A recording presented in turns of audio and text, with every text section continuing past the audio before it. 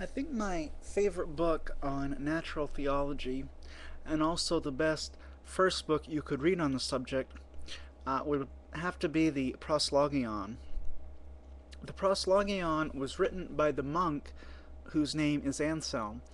In this book, I am told, Anselm offers 6 different ontological arguments for the existence of God.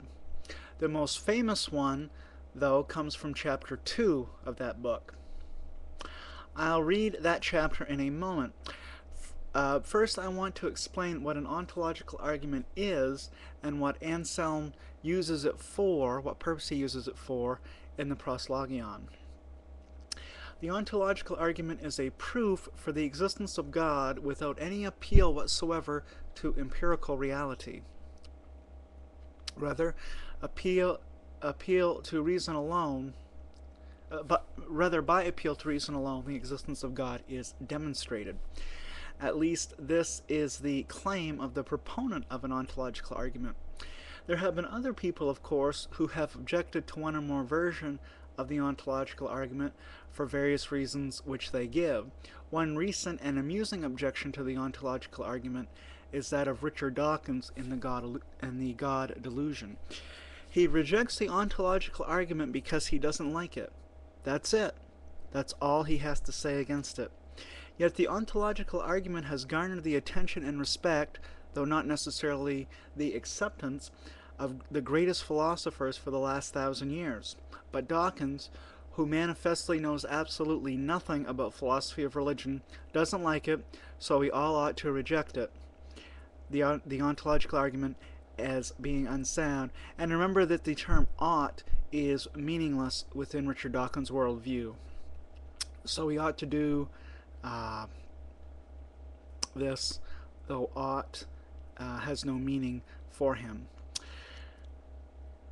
So that was one approach, not a very good one, to objecting to the ontological argument, and other people have objected to it as well.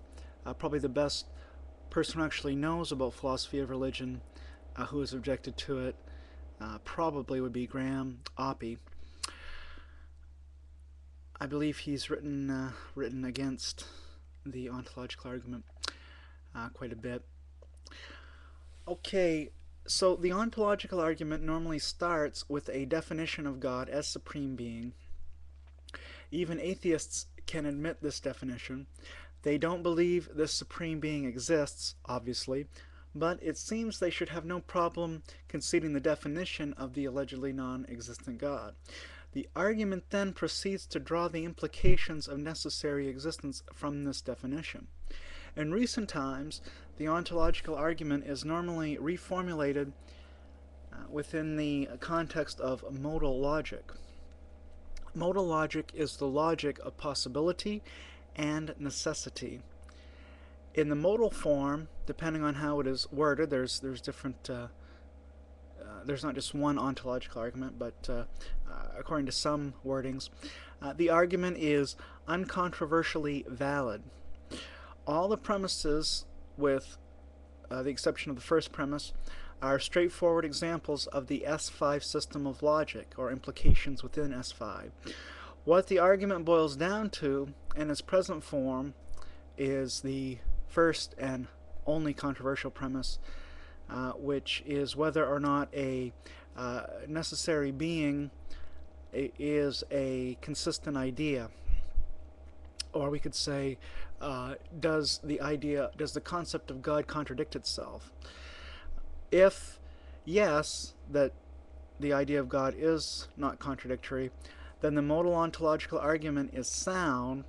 The first premise is true, the other ones, obviously, we already said are true, because they're S5, and the argument as a whole is valid, so the conclusion follows. So if the concept of God is not contradictory, then there must exist a God,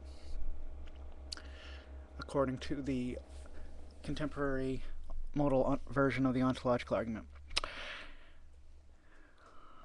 So again, if the idea of God does not contradict itself, then the modal argument is sound, and God definitely exists. But since there is no contradiction in the concept of God, the modal ontological but since there is no contradiction in the concept of God, the modal ontological argument is sound. What this means is that God absolutely must exist, and it is logically impossible that he should not. In other words, to say, quote, God does not exist, unquote, is meaningless nonsense.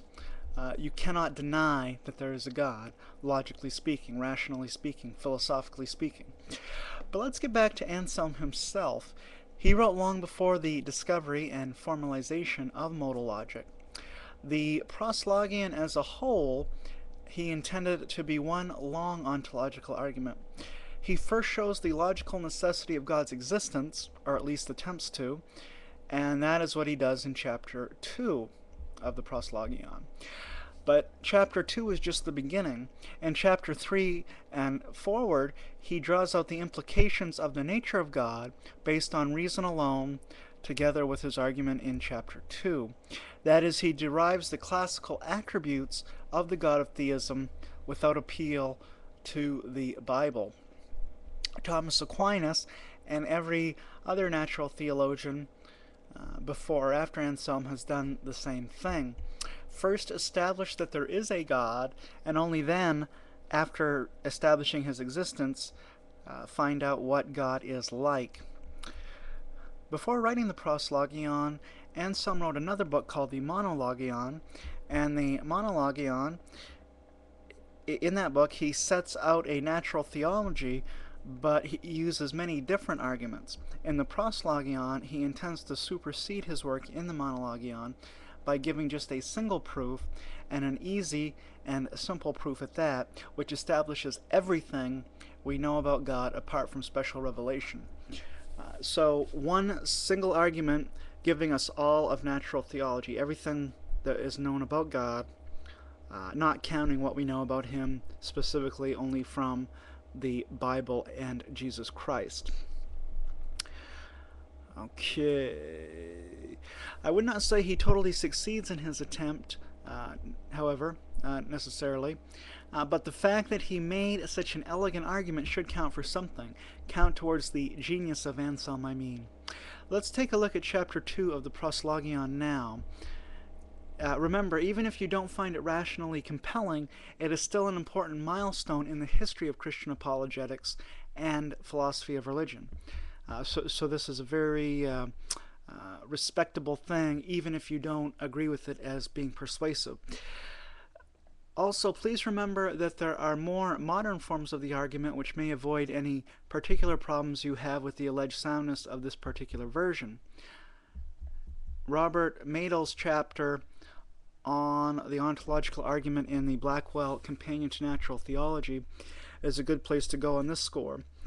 Without further ado, Anselm writes in chapter 2, and we'll actually have to split this into 2 videos, so we'll have to wait until video number 2, to get to the proslogion text itself. Thank you. Shalom.